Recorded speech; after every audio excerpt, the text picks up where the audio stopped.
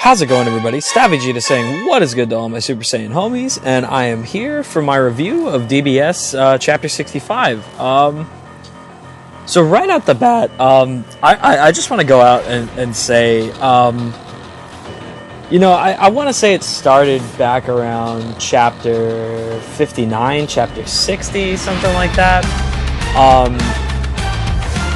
I don't remember exactly when it started. To be honest with you, it just seems like the leaks have gotten out of control. I feel like I'm reading the whole chapter days before it even comes out, and I do always wait for the chapter to come out to give any type of thoughts or opinions on it, just because rough translations from people aren't necessarily always the best. There was kind of a rough translated summary that was kind of floating around that actually did a pretty good job of kind of encompassing what actually ended up going down in the chapter. I ended up watching it on Geekdom. Geekdom ended up explaining it. So if you guys wanted to check that out, but the chapter's already out, so I mean, it is what it is at this point. Anyway, just kind of hopping right into it. So we all knew what was coming. We all knew about him giving Moro the Senzu.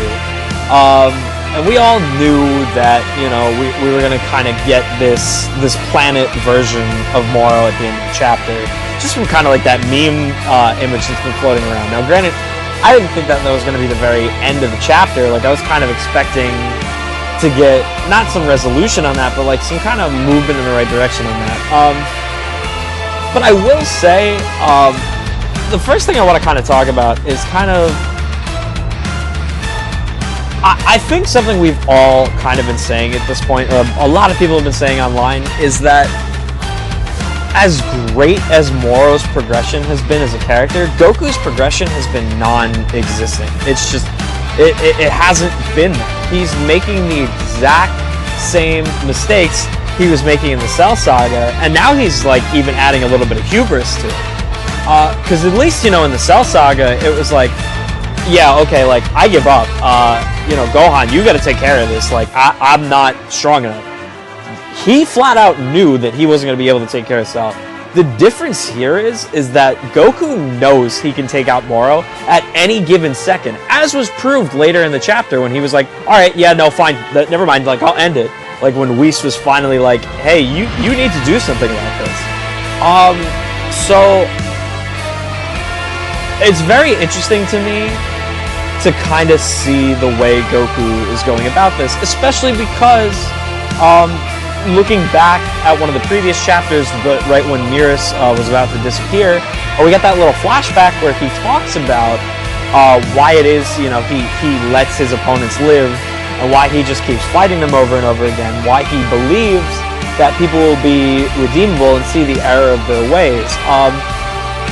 And truth be told, it is very justifiable for Goku's character, because if you think about it, if you look back on the original Dragon Ball, not necessarily, DBZ, because, Boo is Boo, even though Boo ends up getting good Boo and Kid Boo and everything, but Cell was just straight up pure evil, and even Frieza is still, pretty pure evil. He's still an antagonist. He may have helped out in the Tournament of Power, but it was all for selfish gain, and we've known that. We've, been able to accept that. But if you look at characters like Piccolo, like Yamcha, like Oolong, for example, it just characters that, were initially evil. I mean, hell, even Mai, for that matter. Mai was a part of the Pilaf gang, and, she's future Trunks' girlfriend, wife, whatever you want to call her. I mean, significant other.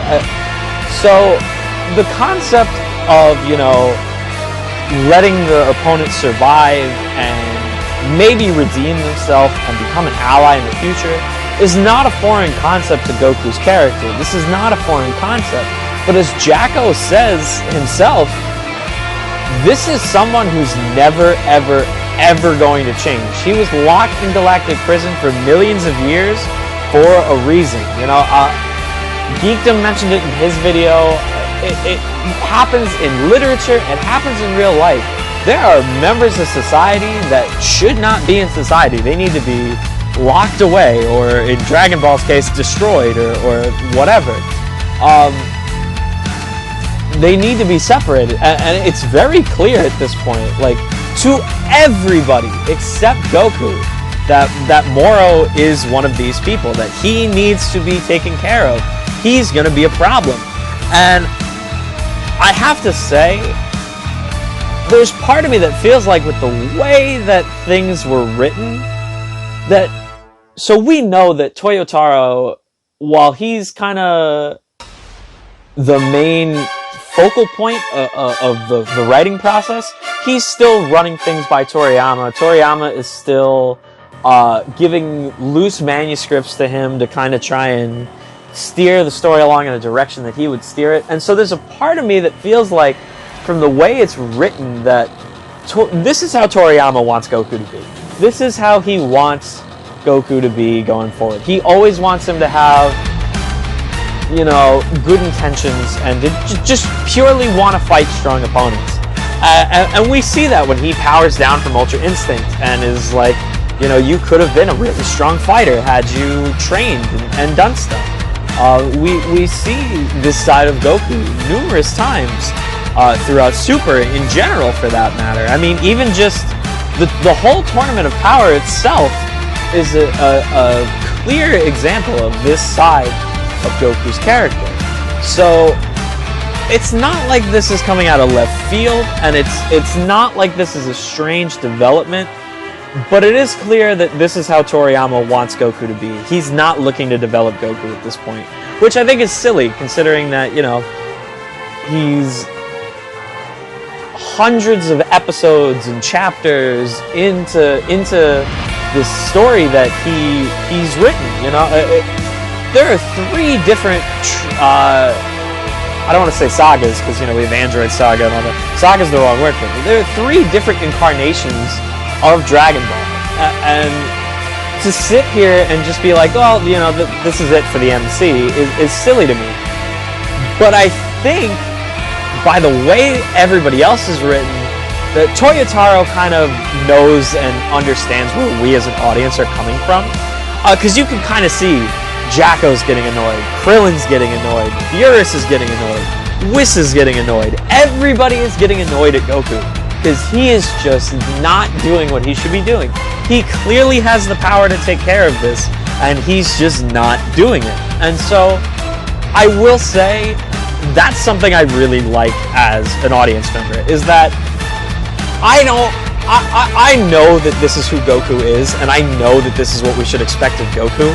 I don't like seeing him repeat the same mistake twice with this, giving this purely evil villain a Senzu beam. Like, there's legitimately no reason that Cell should have ever gotten a Senzu beam. There's legitimately no reason Moro should have gotten a Senzu beam. Just like Jacko said, you know, he didn't need to be healed up to be taken off to prison. There was no reason for it.